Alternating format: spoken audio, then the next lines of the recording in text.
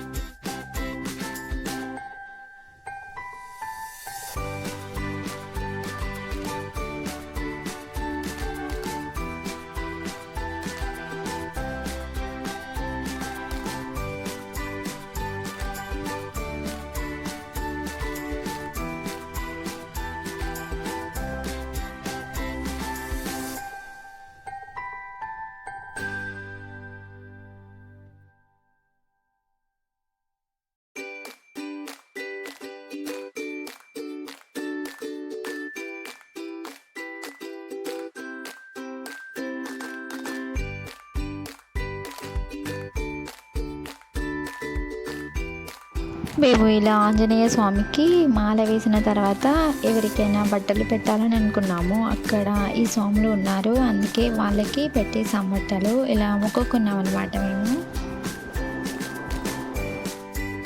ఈ వీడియో మీకు నచ్చిందని అనుకుంటున్నా. నచ్చితే లైక్ చేసి మీ ఫ్రెండ్స్ అండ్ ఫ్యామిలీకి షేర్ చేయండి. అలాగే ఇంకా మంచి మంచి వీడియోల కోసం మా ఛానల్ని సబ్స్క్రైబ్ చేయడం మాత్రం మర్చిపోకండి. Thank you for watching my videos.